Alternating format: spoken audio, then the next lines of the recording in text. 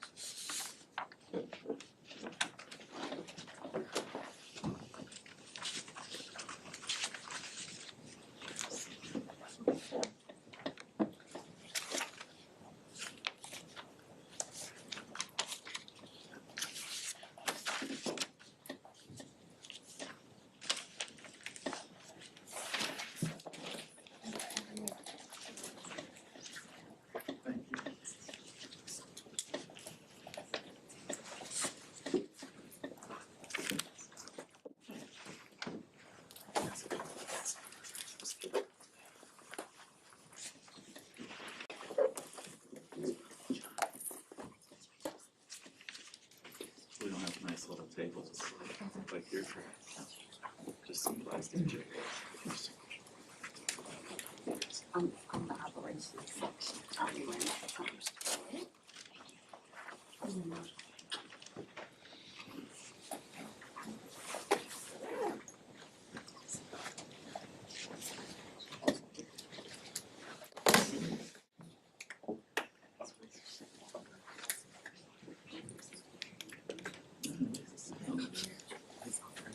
Have you seen the control room?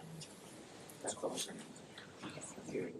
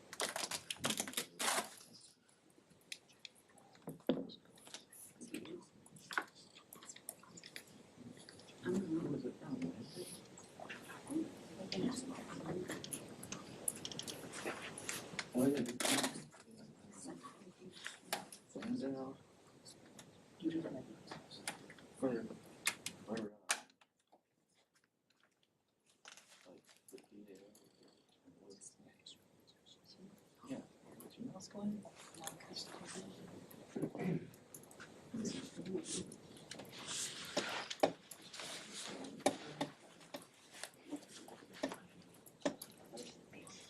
I thought it was.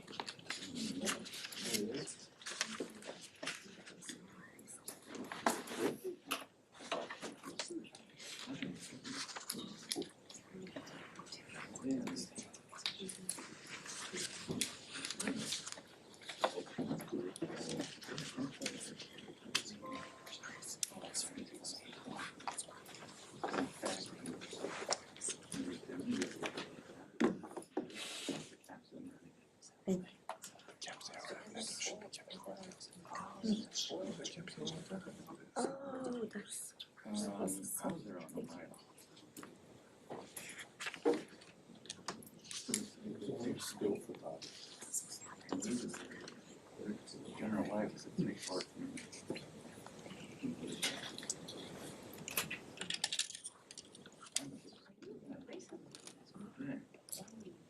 Thank you so much.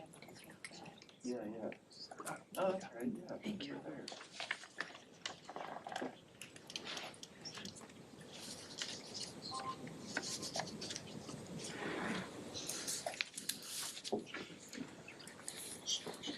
My wife?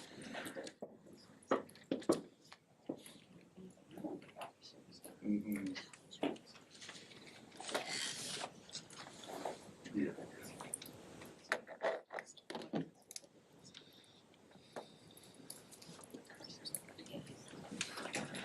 Well, I guess I'm not in.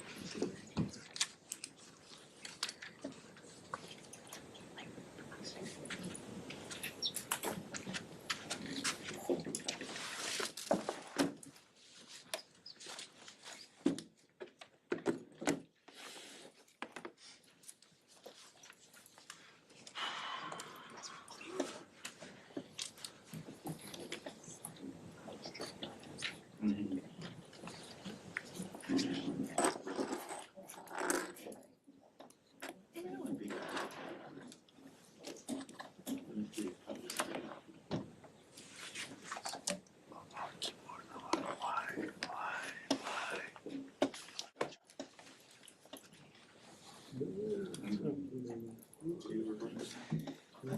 Beyaz State Department Special burası.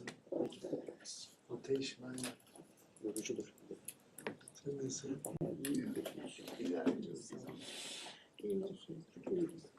Ya ondan da çok sesin çıkmıyordu.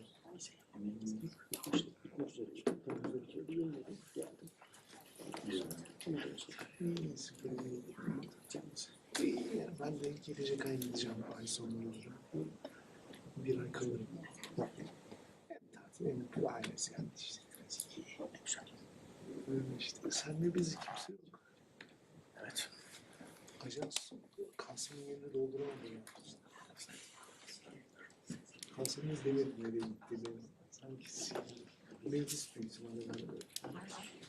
Yani ajansta kalacaksa pozisyonu yükselmek. Numan kurtuluşla arasını Ne iş istiyorsun? Olabilir. Var mı bir soru? şeyi soruyorum, Tağıt soruyorum şeyde State'de falan ya da Sana göre. buraya F-16 soruluyorum şey ama Ukrayna F-16 için son bizim bir şey yok abi. Bir şey yok. Hiçbir şey. Çeviririz biraz. En iyi iki örnek. O biraz daha sincere. Anlatmayanlar var. Kitaptan okuyanlar. Öyle bir şey çok. Onu yazmışsın. Geçen hafta katılmamış bir şey var. Zaten şeyi bana soracaktım, bana sordu. Türkiye'de çift festival. Yani işte o farklı.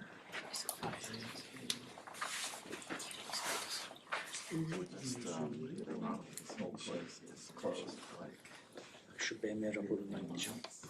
Looks really nice.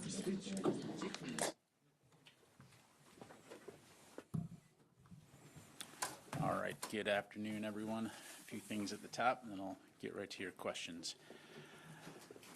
All right, first up front, I know many of you continue to have questions about what happened in Russia over the weekend, and I know that you're aware of what the White House has already said on this matter, so I won't retread that ground other than to provide a brief overview of Secretary Austin's engagement during the weekend.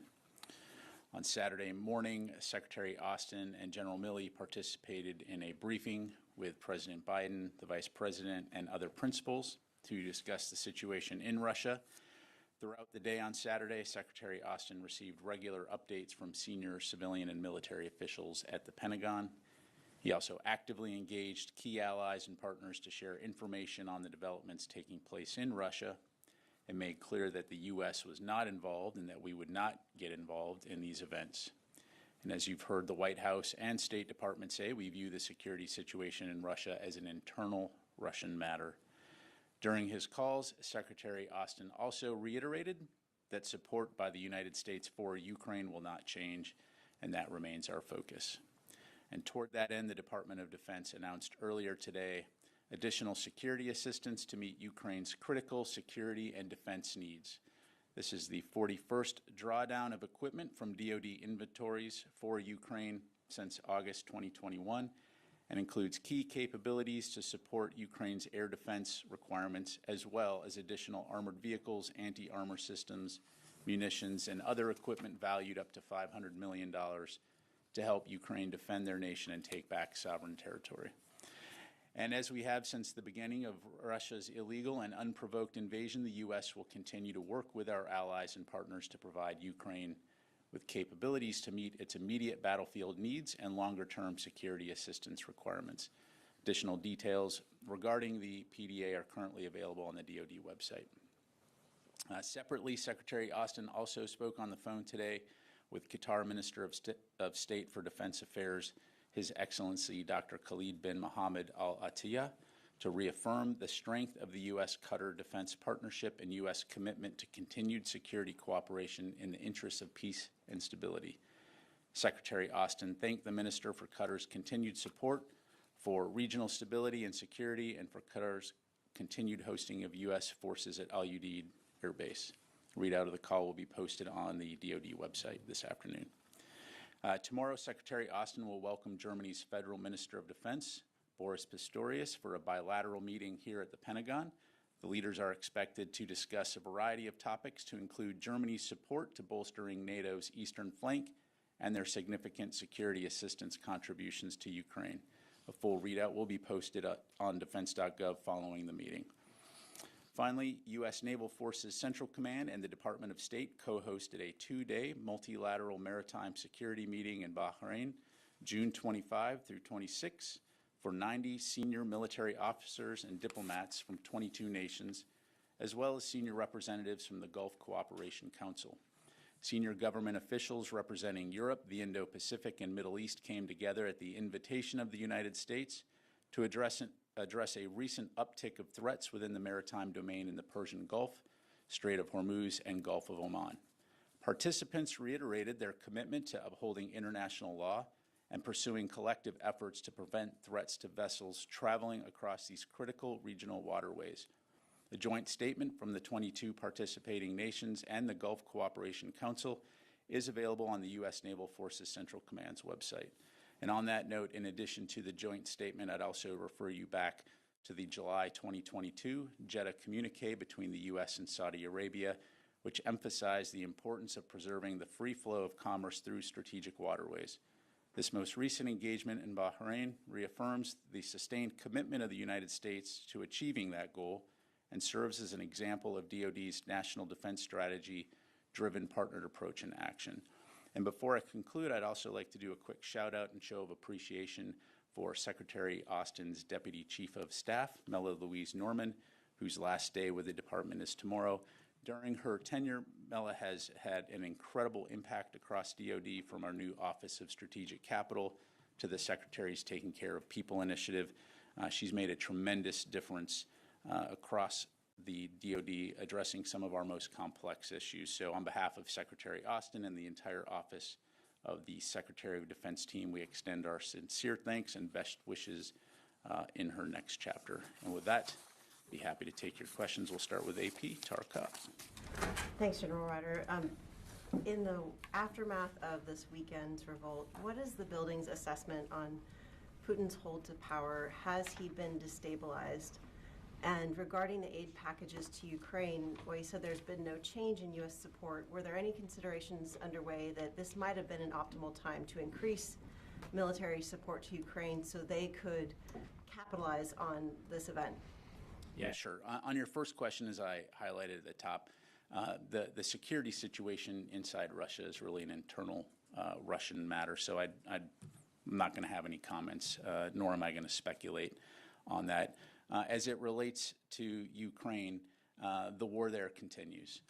Russia's illegal occupation continues.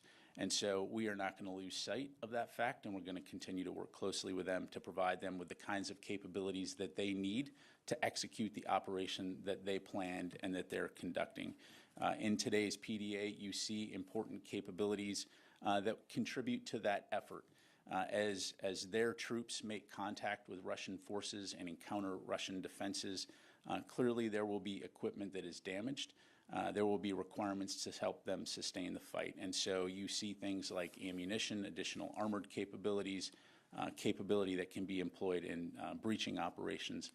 But the bigger point here being is that regardless of the situation, the security situation inside of Russia, again, which is an internal matter for them to address, we're going to stay focused on giving Ukraine what they need to be successful in defending their country and taking back sovereign territory.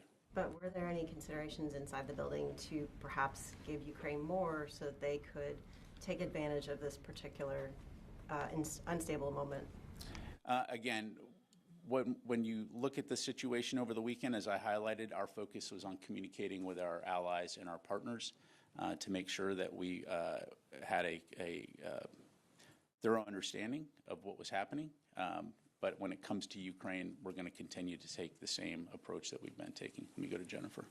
General Ryder, just to follow up on Tara's question, was this pre-planned that you would announce this $500 million weapons package this week, this amount, or was it expedited to be announced in the wake of the Russian failed rebellion? There was no linkage to any connection. And was there any change to the amount based on what had happened in Russia this weekend? Bottom line is no. We have a process that we've been employing for a while now, and so this is part of that process. And have you seen if any Wagner troops remain in Ukraine, or have they all pulled out? So I'm not going to get into specific intelligence other than to say that we are aware of Wagner troops being inside Ukraine, but in terms of their specific disposition and whether they may or may not be moving, I'm not going to speculate on that. Go to Janie here. Thank you, General. I have two questions. North Korean leader Kim Jong-un recently said that the nuclear war has reached a handover point.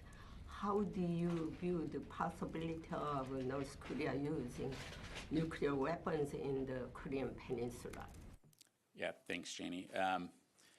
So, rhetoric aside, again, our focus is on working with our allies and our partners in the region to ensure strategic stability, peace.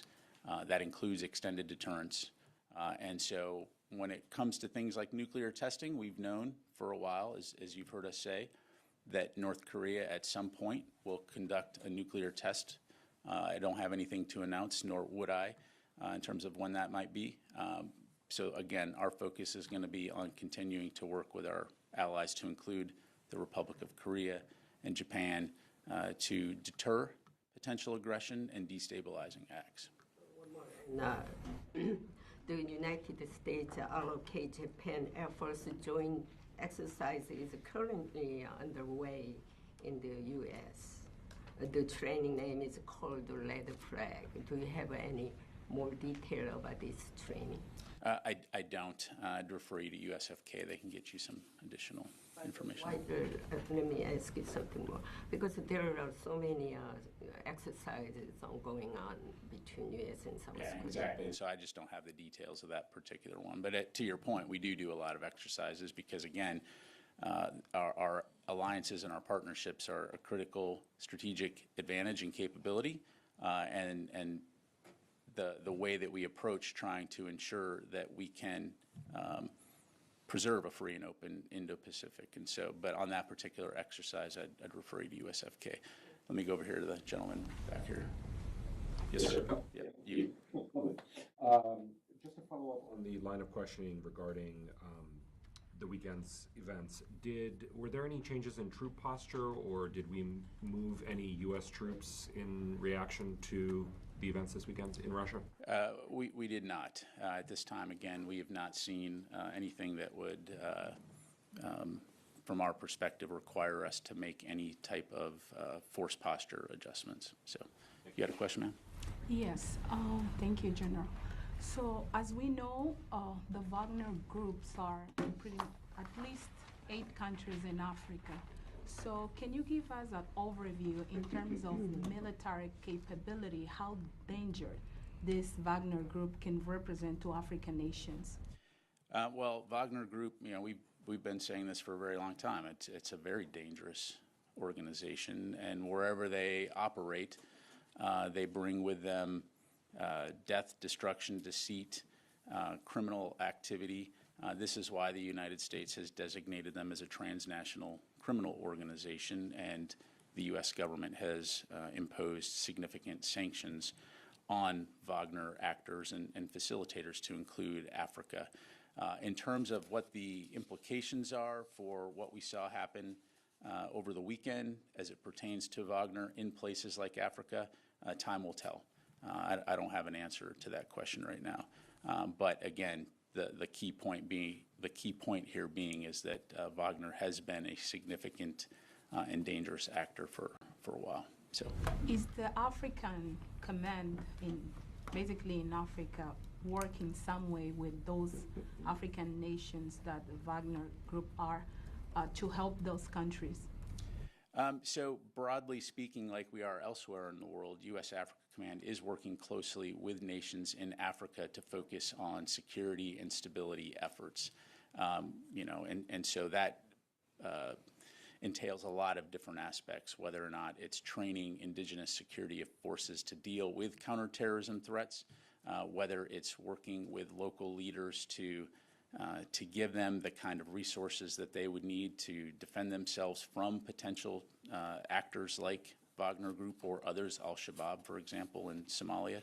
And so there's a variety of challenges in Africa that are well known, and African leaders are working very hard to defend their people and their societies. And so we obviously want to work closely with nations that have similar values and shared interests to ensure that we can counter those kinds of threats. And let me move on to some other questions. I'll come back to you. Yes, ma'am. With regard to the Russians' force posture inside Ukraine, have you seen any significant changes to maybe compensate for Wagner pulling out in some areas? And then with regard to F-16s, do you have any update on the training timeline for that? You said, I believe, that Denmark had requested permission from the U.S. to begin that. Yeah. In terms of Russian forces, I appreciate the question. I don't want to get into an intelligence briefing from the podium here, other than to say Russia continues to occupy territory inside Ukraine. They continue to maintain defenses to try to prevent Ukraine from taking back their sovereign territory.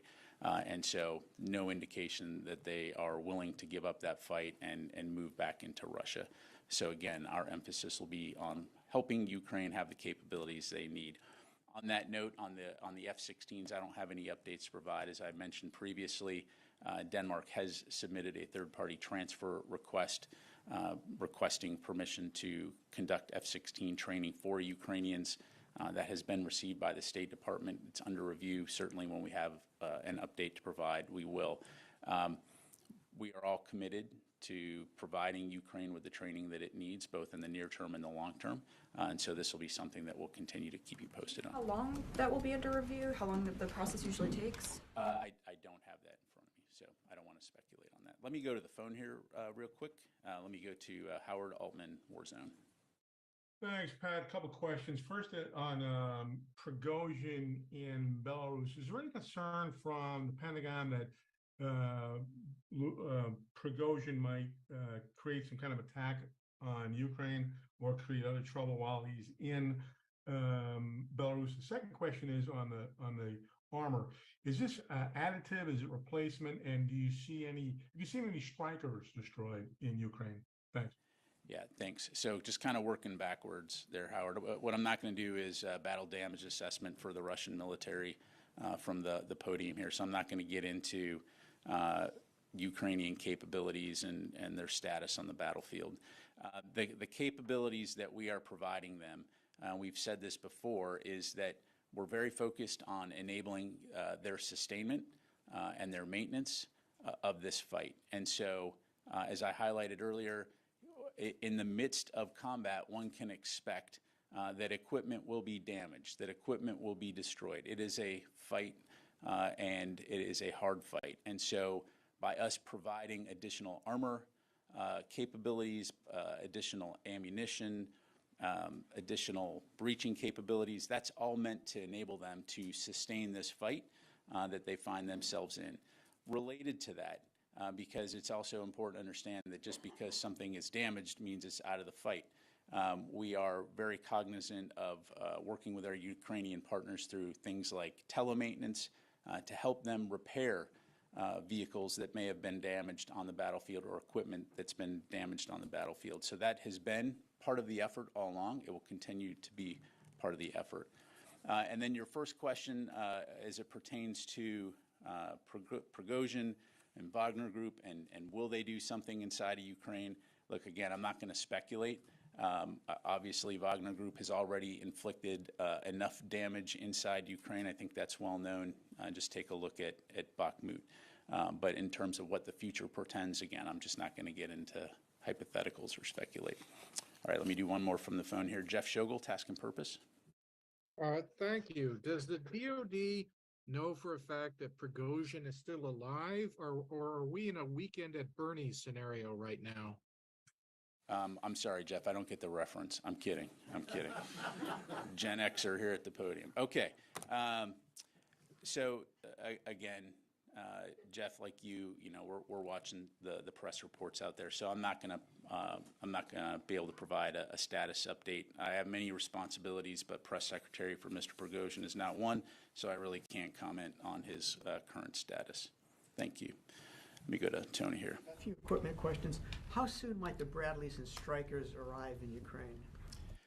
Tony, I'm not going to give a specific timeline other than to say we will move equipment there as quickly as possible, and I think our track record shows that we've been able to move things quickly. So we will never announce in advance when specifically those things will arrive. They will appear on the battlefield quickly. Status on the M1A1 for refurbishments. Can you give us a sense of how many of the 31 have been refurbished to date? And is there a possibility they may arrive sooner than September? I cannot give a status update on individual tanks at this time, other than to say that, again, we're committed to getting them there before the end of the year. I think we've talked about in the fall timeframe to deliver those tanks. In the meantime, training does continue at Grafenwehr, and so, again, we'll keep you posted. One thing we will not do, kind of to my earlier comments, we will not announce, hey, the tanks are going to be delivered on this date at this time, as you know. But we understand there's a lot of interest in that, and so we'll keep you posted. But there's no acceleration. You don't see them coming. This is already an acceleration, right? I mean, originally when we had announced the M1A2 variant, we were looking at a longer timeline. So by going this route with the M1A1, refurbishing them, putting them into a variant that will meet Ukraine's battlefield needs, this was already an acceleration of the process. And then by doing the training concurrently with some training tanks, the idea is that when those tanks are refurbished, when the training is complete, the maintainers are trained, we can marry them up and get them into Ukraine sooner rather than later. One more equipment question. What's the status of the PDA for Taiwan that the Secretary alluded to like a month ago that you were still working on? And Yeah. Yeah, so I don't have an update to provide at this time in terms of the timing. Again, as you highlighted, the Secretary did indicate that that's something that we are working towards, but I'm not going to put a timeline on today. Or is it still in the discussion phase? Yeah, I don't want to speculate from the podium here. We'll keep you posted. Thank you very much. Let me go back here to Ro. Yeah, thank you very much. One question from Taiwan. Last week, the U.S. National Security Council transited the Taiwan Strait a day after Secretary Blinken's visit to Beijing. I wonder why the U.S. deployed a U.S. Coast Guard ship instead of destroyer or cruiser at this time. Yeah, thanks for the question, Ro. So first of all, over the years, we've deployed a variety of capabilities through the Strait and throughout the Indo-Pacific to demonstrate the capabilities that we have. You know, the most important aspect of any vessel is the fact that it's carrying the American flag. Okay, so I don't know that I would read into the particular type of platform. And as the son of a proud coastie, I think that the U.S. Coast Guard is a fantastic service, and that their vessels are just as powerful and also signal U.S. commitment in the region as well as any other vessel that we sail. So, yes, ma'am. So earlier this month, the U.S. was concerned that North Korea was planning to deliver more artillery equipment to Russia. Have you seen the DPRK trying to move weapons to Russia since all of this happened with the Yeah, I don't have anything new to provide on that front beyond what we provided previously. You haven't seen any talks, no movement between the two companies? I don't have anything new to provide. Thank you. Yes, ma'am. Thanks so much, General. According to the Japanese government, US and Japan hold extended deterrence dialogue, EDD, from yesterday to today in the US. And separately, US and ROK have established new nuclear consultative group under the Washington Declaration. And my question is, what do you think of the possibility of creating a new trilateral mechanism among US, ROK, and Japan on extended deterrence specifically? Sure. At the risk of not making policy here from the podium, clearly we very much value the relationship that we have with Japan and with the Republic of Korea, and certainly continue to work very closely with those allies to find opportunities for our nations to work together. And so when and if we have anything new to announce, we certainly will. But one thing I'm positive of is that we will continue to work very closely together, both in the region and elsewhere, to ensure that we can preserve a free and open Indo-Pacific, and that we can work together to ensure peace and stability around the world. Thank you. Let me go here to... Thank you, General. I want to go back to the situation in Russia, and noting that you referred to it as an internal affair. However, the Pentagon has to deal with the situation and make assessments and maybe prepare some scenarios. This is what the President said. In dealing with this internal affair, how are you describing it? Is it a mutiny? Is it a rebellion? Is it a coup d'etat? When you look at it, what is this? Yeah, thanks, Fadi. I'll leave it to you to come up with what characterization you want to. Obviously, we monitored the events there, but as far as the internal security situation within Russia, again, that's an internal matter. I'm not gonna put a particular stamp on it. I appreciate that, but I'm sure that you have to deal with potential outcomes. And in trying to assess what outcomes might happen or come out of this, you have to have a certain framework. Absolutely, and I think, and again, I appreciate the question, and I understand where you would like me to go on this, but I think the facts were there for all of us to see, and I think this is an issue that Russia obviously needs to address internally. But in terms of whether you want me to call this a coup, an armed insurrection, or I'm just, yeah. And lastly, Russian President Putin basically alluded at the West's role maybe in this internal affair event by saying that the West wants the Russians to kill each other. in this mutiny. Do you have a response to that? Yeah, I mean, I think I was pretty clear at the top that we were not involved in this. We won't get involved in this. We've been very clear from the beginning that we are not at war with Russia. We don't seek conflict with Russia. Our focus is on supporting Ukraine and enabling them to defend themselves. Thank you very much. Yes, sir. Thank you, General. My question is about child soldiers. The United Nations just released its report about children and armed conflict, which shows violations against children. So, according to this report, a total of 1,696 children were verified as recruited and used by Syrian Democratic Forces and YPG and other components of SDF. And the reports also say that the YPG, which is the Syrian branch of the PKK, killed and abducted children. Just to remind, the YPG is the Syrian branch of PKK, and PKK is a terrorist organization. Is not only. Are you asking a question, or are you making a declarative statement? I will ask a question. Okay. And the PKK is, a terrorist I know organization. what the PKK is, yeah. I'm very aware. The United States has declared the PKK a terrorist organization. Very aware of that. Can you get to your question? Yeah.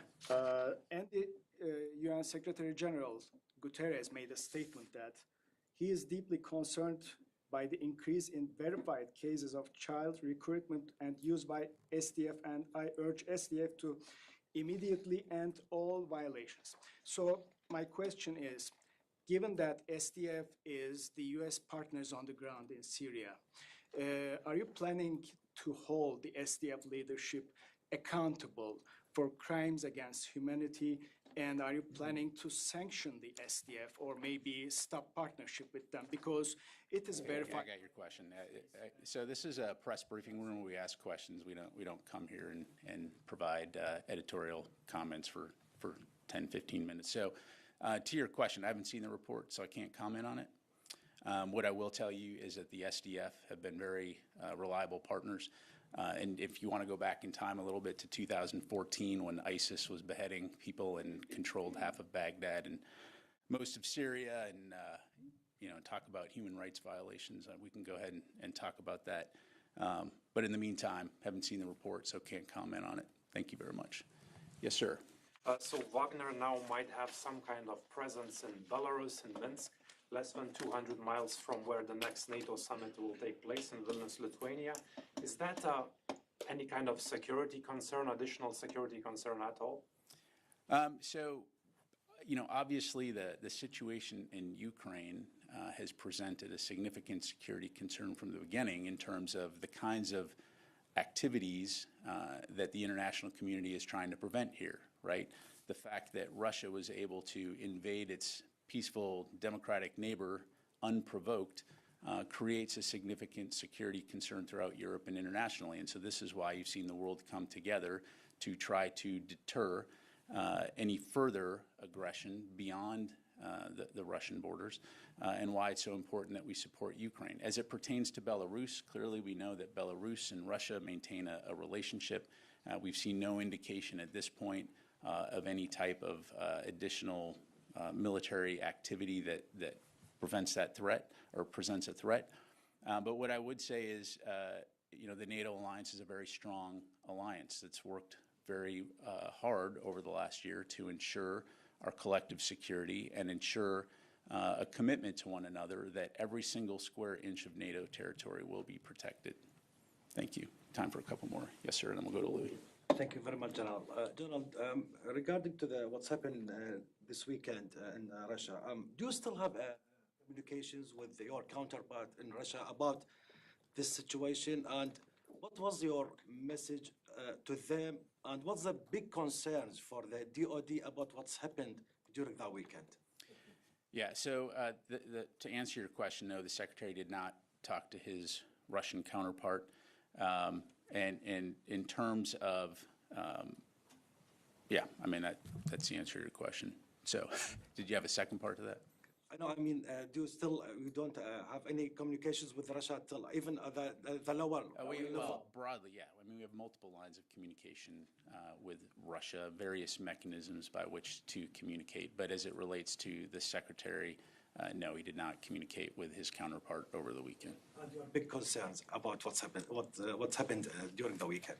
Well, certainly. I mean, in terms of potential instability in Russia, it's something that we take seriously, which is why the Secretary and other senior U.S. government leaders were watching and continue to watch this situation closely, and we will going forward. Let me go to Louis, and then we'll do one more on the phone here. General, following up on Natasha's question about the F-16s, you mentioned the review that's at the State Department for Denmark.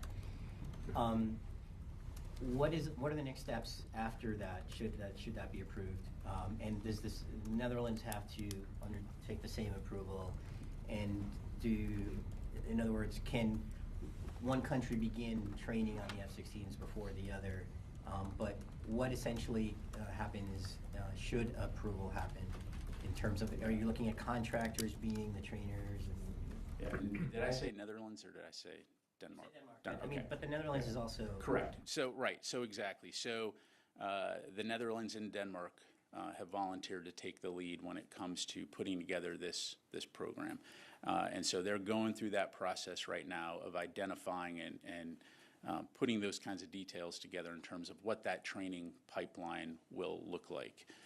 So in terms of considerations like basic flying training, language training, since English will be a requirement to fly the F-16, and then where that training will actually occur. And so those are all details that the Danes and the Dutch are working through right now. In terms of the third-party transfer request, again, I'm not going to put the cart before the horse here and speculate in terms of timing, but you've heard the U.S. say that we are committed to supporting this program. And so we'll continue to work with Denmark and the Netherlands and other partners who have agreed, allies who have agreed to support this program to ensure that it's successful. And we'll certainly keep you updated as more information becomes available. Okay, let me go, last question, Jeff Selden on the line. General, thanks very much for doing this. I wanted to follow up a little bit on Wagner and Africa. To what extent is the Pentagon concerned about, or maybe even starting to see a possible domino effect with a weakened Wagner group leading to additional instability in the places it's inserted itself in Africa? And then also, while events were unfolding with Wagner, Prigozhin, and the aborted run on Moscow, were there any attempts by the Pentagon to contact China's military? And if so, was there any response? Yeah, thanks, Jeff. So you may not have heard my comments earlier about Africa, but the bottom line is, in terms of the potential implications for Wagner Group in Africa, that's something that we'll continue to keep an eye on. We've said for a while that they are a destabilizing influence in that region and certainly a threat, which is why they've been declared a transnational criminal organization, and the United States government has imposed sanctions on actors who are facilitating or also a part of the Wagner Group.